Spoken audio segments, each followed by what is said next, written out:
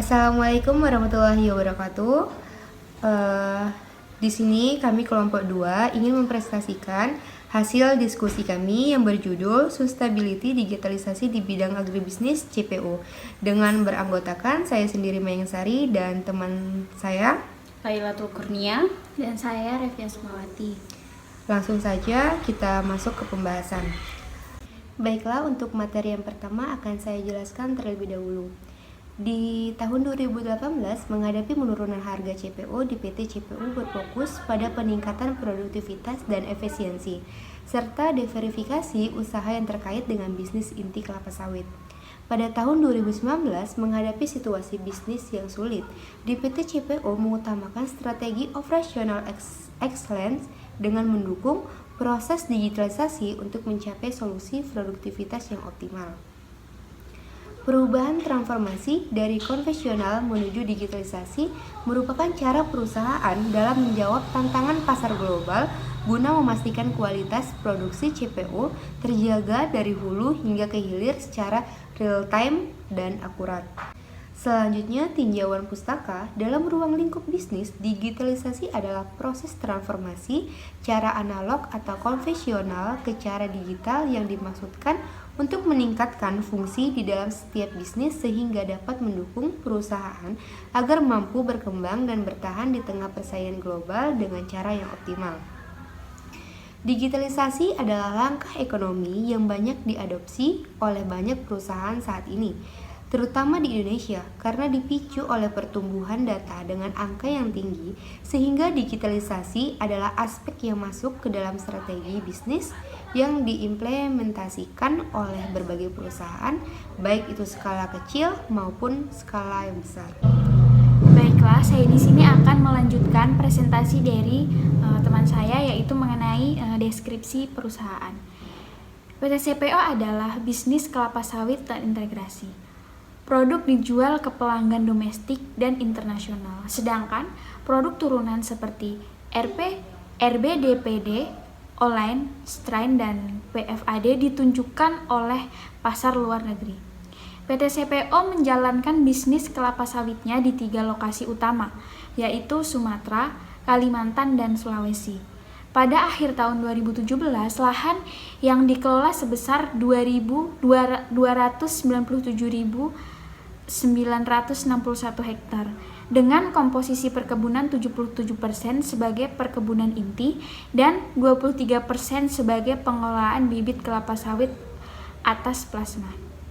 PT CPO memproses sejumlah buah segar yang dihasilkan dari pertaniannya sendiri dan dari petani terdekat. Produksi kelapa sawit menggunakan fasilitas produksi yang terdiri dari 31 pabrik kelapa sawit dengan kapasitas produksi 1.510 ton per jam. Juga 14 pabrik dengan kapasitas mempunyai 1.635 ton pohon kelapa sawit per hari. Penjualan produk kelapa sawit yang diproduksi oleh PT CPO didasarkan pada proses penawaran untuk pembeli domestik. Pada saat yang sama, produk turunan yang dijual di pasar luar negeri diwakilkan oleh perusahaan Ventura yang berbasis di negara tetangga. Lalu selanjutnya, Indonesia merupakan produsen minyak sawit terbesar di dunia. Pada tahun 2017, produksi nasional mencapai 36,5 juta ton yang sekitar 68%-nya diserap pasar ekspor dan merupakan penyumbang devisa negara terbesar, lebih dari 250 triliun rupiah.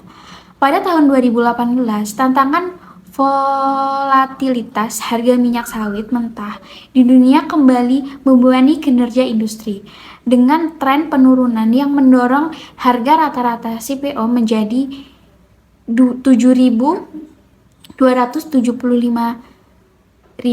per kilogram. Industri kelapa sawit Indonesia menghadapi beberapa tantangan berat di tahun 2019. Kinerja sektor tersebut kembali tergerus oleh tren penurunan harga CPO global yang rata-rata mencapai 6.689.000 per kilogram pada tahun 2019. Produksi minyak sawit melambat pada tahun 2020 akibat melambatnya kegiatan ekonomi di berbagai negara akibat dampak dari COVID-19. Permintaan CPO dari dua negara pengimpor utama yaitu China dan India menurun karena tindakan anti pandemi termasuk pencucian di China pada kuartal pertama dan India pada kuartal kedua. Tetapi permintaan CPO ekspor secara bertahap normal pada kuartal ketiga. Karena pengurangan jam yaitu 0616 produksi minyak sawit akan didukung oleh kenaikan harga CPO yang signifikan dengan harga CPO pada tahun 2021 diperkirakan akan mencapai sekitar 11.294 per kilogram atau 32% setelah tahun 2020. Lalu yaitu selanjutnya mengenai prospek industri. Melalui program peningkatan kemitraan yang kuat, maka potensi pertumbuhan bisnis ini akan meningkat secara signifikan. Hal tersebut meliputi petani plasma maupun non-plasma untuk bertumbuh kembang mendukung kesejahteraan petani kecil. Harga CPO diperkirakan akan turun pada tahun 2018 dan 2019 dan situasi ini diperkirakan akan membaik pada akhir tahun 2019.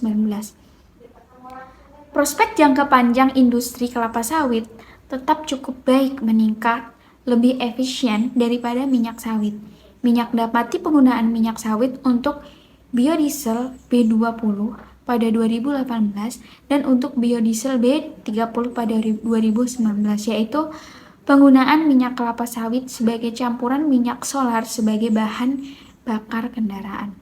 Baik, saya akan melanjutkan bagian pembahasan yaitu pada PT CPO optimis memiliki pondasi yang kuat untuk mencapai target pertumbuhan yang berkelanjutan. Di bawah tema gerakan berkelanjutan, perusahaan menginisiasi tahun mendatang dan mendukung masa depan industri yang baik. Rencana strategis dari PT CPO antara lain, yang pertama, upaya intensifikasi mekanisme dan otomasi pada area perkebunan, pabrik, dan administrasi. Yang kedua, melakukan penanaman kembali dengan bibit unggulan. Yang ketiga, mengoptimalkan peran bidang riset dan pengembangan untuk meningkatkan daya saing produksi dan pemasaran. Yang keempat, melanjutkan kegiatan hilir manufaktur yang ada. Yang kelima, mengembangkan diversifikasi usaha terkait perkebunan kelapa sawit, termasuk integrasi bisnis. Yang keenam, meningkatkan penjualan dengan mengembangkan kemitraan dengan petani lokal dan memberi CPO eksternal. Yang ketujuh, produktivitas sumber daya manusia akan meningkat sejalan dengan pertumbuhan bisnis. Yang kedelapan, memperkuat pelaksanaan program tanggung jawab sosial perusahaan dalam rangka menjalin hubungan yang harmonis dengan masyarakat sekitar. Selanjutnya, manajemen kontrol. Pada proses manajemen kontrol, PT CPO telah menciptakan dan mengintegrasikan duplikasi digital yang terinstal baik ke dalam proses operasional bisnisnya. Aplikasi pertama yaitu Daily Indicator yang mengintegrasikan pelaporan konvensional ke dalam pelaporan digital melalui perangkat smartphone yang terdiri dari kegiatan panen tandan buah segar, perawatan nukleus dan plasma, perawatan alat dan mesin pabrik, operasional pengolahan tandan buah segar dan workshop. Aplikasi kedua yaitu sebuah aplikasi yang digunakan untuk mengontrol dan memonitor parameter mesin sehingga perubahan terdapat output produksi bisa dideteksi secara dini. Hal ini memudahkan supervisor dalam mengarahkan subordinate-nya dalam menyelesaikan problem di pabrik. Aplikasi ketiga adalah aplikasi yang digunakan untuk melakukan semua operasi dari hulu hingga hilir sesuai prosedur operasi standar yang ada. Melalui aplikasi yang terintegrasi ke dalam sistem induk, aktivitas bisnis dapat dilacak secara akurat dan real time. Baiklah, kesimpulan yang dapat kami sampaikan dari materi yang telah kami jelaskan tadi ialah perkembangan teknologi dan ilmu pengetahuan terus membantu perkembangan bisnis kelapa sawit di PT CPO melalui sejumlah improvement dan inovasi proses agribisnis di bidang penghasil CPO berjalan dengan baik. Meskipun kondisi perekonomian global sering berubah dan berdampak langsung terhadap bisnis proses, transformasi digital dari hulu ke hilir berdampak positif dalam sistem kendali sehingga proses pemantauan bisa dilakukan secara real time dari pekerja atau mandor di lapangan dengan diterapkan kebijakan pemerintah B30. Perusahaan yang turut berkontribusi dalam mensukseskan program tersebut melalui suplai CPO yang berkualitas sebagai bahan campuran solar sebanyak 30%. Ini menjawab tantangan global bahwa pemerintah Indonesia mampu bersaing dengan negara-negara besar dengan menggandeng swasta dalam negeri dalam merealisasikan suatu ide dan gagasan menciptakan sumber tenaga terbaru. Baiklah, hanya itu yang dapat kami sampaikan.